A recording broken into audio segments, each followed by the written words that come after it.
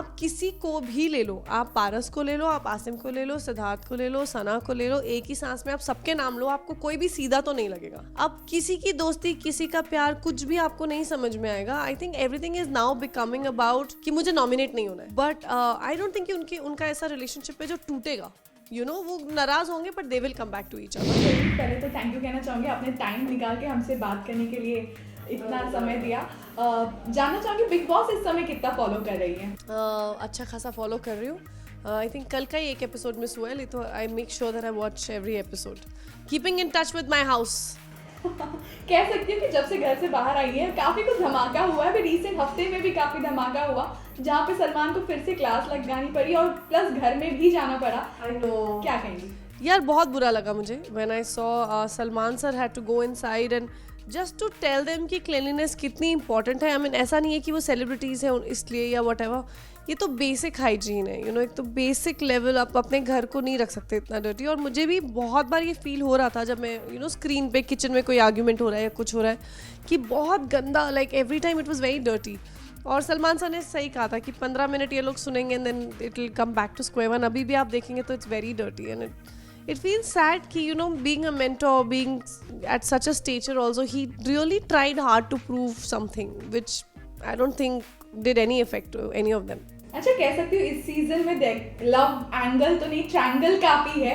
कौन सा एंगल आपको लग रहा है कि इस समय एंटरटेन कर रहा है जो एक क्रिएट किया गया है उसमें से अभी कोई वर्क नहीं कर रहा है? यार मुझे एंटरटेनिंग ऑब्वियसली शहनाज और सिद्धार्थ का लगता है। I think the angle is really cute. मुझे नहीं पता कि वो लव है या but I think it's a very cute friendship that they both have. There is a very interesting bond they both share which I like to see as an audience and also as a person who knows them. पारस और माहिरा का बहुत strength दिखती है मुझे when I talk about them as a couple. It could be as a friend also, I don't mean it in a romantic way, but I think the kind of strength they've always had is really nice, so that I've really appreciated. And एक विशाल और मधुरिमा का that I'm not very fond of that couple. जानना चाहती थी कहीं ना कहीं जो शहनाज है वो सिद्धार्थ से काफी ज्यादा अटैच्ड हमेशा दिखाई देती है, लेकिन सिद्धार्थ जो है वो रीसेंट एपिसोड में ये क्लियर करते हैं कि वो शहनाज के साथ कोई बॉन्ड नहीं रखना चाहते क्योंकि वो रश्मि के साथ ज्यादा घुलती मिलती। तो क्या लगता है कि किस तरह का शहनाज का बॉन्ड होना चाहिए सिद्धार्थ के प्रति?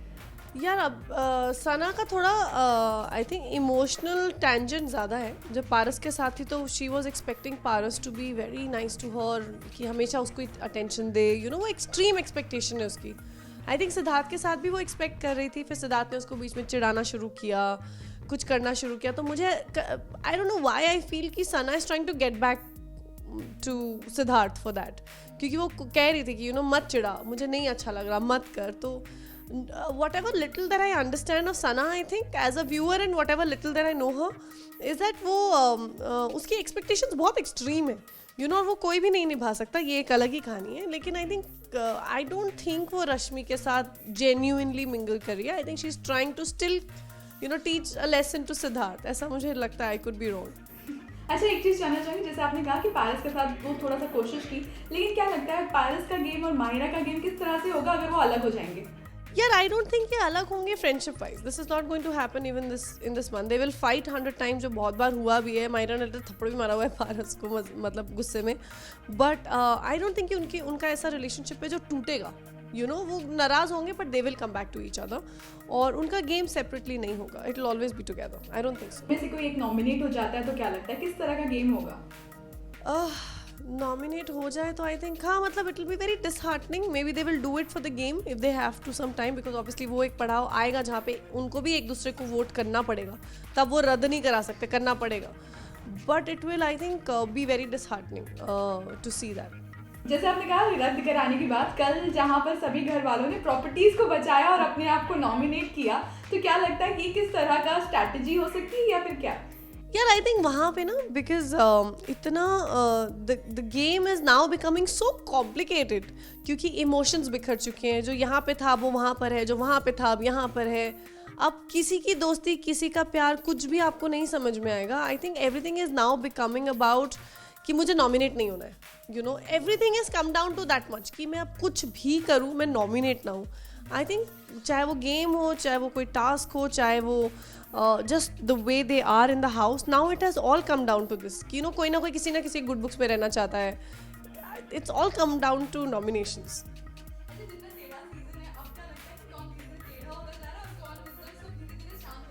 यार आई थिंक ये बिग बॉस 13 हिट ही इसलिए क्योंकि यहाँ सभी टेढ़े हैं and it is a fact. आप किसी को भी ले लो, आप पारस को ले लो, आप आसिम को ले लो, सिद्धार्थ को ले लो, सना को ले लो, एक ही सांस में आप सबके नाम लो, आपको कोई भी सीधा तो नहीं लगेगा. By that I don't mean that they are wrong people. What I mean to say is कि they all have extremely strong individualities और सब में एक टेढ़ापन है which is working in terms of masala, in terms of wanting to watch them. सिर्फ lastly एक चीज जानना चाहूंगी, जिस तरह से विशाल ने अभी मार खाई थी मधुरिमा से, क्या कहेगी कि कितना ये ऑन स्क्रीन दिखाने के लिए था या फिर वाकई में जेन्युइन लगा? यार मुझे ना ऑनेस्टली ये कपल बहुत मतलब I am not very fond of this kind of couple in my life because मुझे ऐसा लगता है कि पहली बात, अगर आप दोनों एक दूसरे को नहीं पसंद कर रहे हो, आपको पता है कि आप इतने कैमरा से सराउंडेड हो, तो you know the best you can do is stay away from each other ना. और ऐसा मैं उस घर में रह चुकी हूँ, तो ऐसा नहीं है कि घर इतना छोटा है कि आपको एक दूसरे के चेहरे पे ही रहना है, तो क्यों आप हैंग आउट कर रहे हो. मतलब उनका प्यार होता है तो फिर दे आर कडलिंग, गुस्सा है तो बिल्कुल ही मतलब एक अति क्रॉस कर देते हैं. बहुत लैंग्वेज, मधुरिमा की भी बहुत बुरी लैंग्वेज है, विशाल की भी बहुत बुरी लैंग्वेज है. आई थिंक कि वो एक लाइन जो ड्रॉ करनी चाहिए उन दोनों को, वो नहीं कर पा रहे, and it is very weird to see that. एक चीज जो मैंने मिस किया, मैं सिर्फ वो लास्टली पूछूंगी उसके तो जानना ये चाहूंगी, आरती और रश्मि को देखा है काफी ज्यादा अच्छा बॉन्ड शेयर करती हैं दोनों एक दूसरे से, वहीं सिद्धार्थ को लेकर फाइट हो जाती है उनकी, तो क्या लगता है कि किस तरह का ये आगे में हो सकता है या उनकी फ्रेंडशिप में इसमें दरार कर सकता है? यार ऐसा है, आरती और सिद्धार्थ का पहले से ही आरती और रश्मि की बॉन्डिंग मैं जानती हूँ कि बिग बॉस के आने से पहले से ही है, और दोनों बहुत अच्छे दोस्त थे पहले. और उस घर में एक्चुअली बहुत मुश्किल है to remain sane with the same emotions, क्योंकि इतने उधेड़ बंद हैं, इतने मौके आए हैं कि यू फील कि यू बिन बैक स्टैब्ड, या आपके पीछे किसी ने बात की, आपने गुस्से में खुद 4 गलत बातें कर दी हैं. तो वो फ्रेंडशिप तो डेफिनेटली आई थिंक एक बहुत बड़ा क्रैक आया है, और वो इन लोगों को जब तक वो घर से बाहर नहीं निकलेंगे, they will never be able to rectify it. I don't think so. Okay, viewers को क्या कहेंगे कि किस तरह से अंतरा जो है वो तो एंटरटेन कर रही है, लेकिन और क्या कुछ सोचा है आपने कि क्या कुछ करने वाली है? यार I am really happy to be back in Guddan. The team is beautiful, I love the people here, और तबाही मचा रही हूँ. अंतरा आके ऑलमोस्ट 2-3 खून तो कर चुकी है ऑलरेडी, और अभी तबाही मचा रही है. And I am liking the fact that she is come back with a sense of vengeance, और वो वेंजेंस एक्चुअली इस बार पूरी हो रही है. नहीं तो आप विलन को देखते हैं, वो कोशिश करते हैं लेकिन वो हो नहीं पाता, लेकिन इस बार अंतरा इज बिकम सो स्ट्रॉन्ग कि वाकई में जो इतना प्यार था गुड्डन और अक्षत के बीच में, वो तोड़ रही है. और I think that will create more hatred for Antara and more romance for them, and I think then the story will be interesting. And viewers को मैं यही बोलना चाहूँगी कि थैंक यू, आप लोगों ने हमेशा बहुत अप्रिशिएट किया. भले मैं 15 दिन में आई, आपने बिग बॉस में भी मेरी जर्नी को हमेशा सराहा, बहुत प्यार देते हैं आप लोग. It really means a lot and I mean it from the deepest of my heart. Please keep watching my show, keep encouraging me, and please big boss देखें लेकिन उसे अपनी रियलिटी ना समझें, और अपना बिग बॉस ना बनाएं. Fans, take it easy. कभी कोई गलत करता है तो वहाँ पे बहुत स्ट्रेस है, कभी कोई अच्छा होता है, कभी गलत होता है, किसी को पर्सनल अटैक नहीं कीजिए. एंड या keep supporting the person who deserves to be supported.